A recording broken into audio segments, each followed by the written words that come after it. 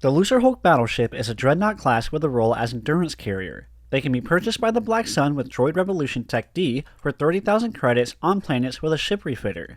When deployed to the battlefield, the Lurcehulk Battleship has the following loadout taken word from the descriptions of Awakening of the Rebellion. They have slow charging balanced shields with a strength of 20,000. Balanced shields don't reduce or increase the damage taken from any weapon type and can deal with most attacking units rather well. They have a hull strength of 45,000 with heavy armor. Heavy armor protects against every weapon type except heavy turbolasers and other heavy weapons.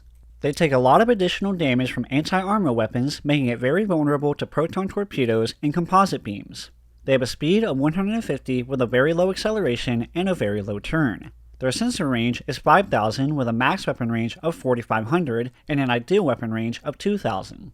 Their weapon systems include the following: 16 long-range quad light turbolasers and 8 long-range dual light turbolasers. Light turbolasers do their full damage against light armor, but lose damage against medium and heavy. They're the most accurate turbolaser, being able to effectively shoot at frigates and everything bigger.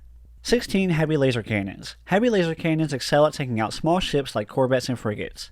10 two-burst dual flak laser cannons. Flak laser cannons cause small damage, but do it in an area of where they exploded. They debuff the defense of hit fighters by 25% for 5 seconds.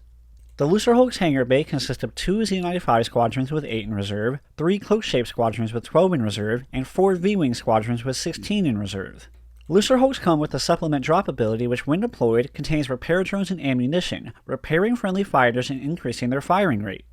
They also have the sensor reveal ability, which can be targeted on an area of the map to temporarily remove the fog of war. With all that being said, the Lurcehulk Battleship is a fantastic command ship for your Black Sun navies. It has everything you want in a centerpiece unit, from high health in both shields and armor, to a large number of fighters on the battlefield, with the most amount of reserves in the game from what I've seen. On top of all of that, it has a really solid amount of weapon systems, allowing it to defend itself in more than just a capable way.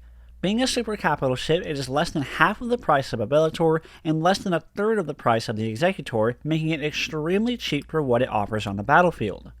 From what I've seen and from my experience, in my opinion, there's no real ideal way to use this ship. It can really just be dropped in and let the domination and fighter support begin.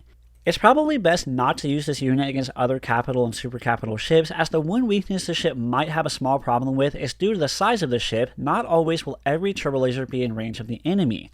This means that while the enemy is throwing everything they have into the Lurcehulk, it's not always able to fully fight back.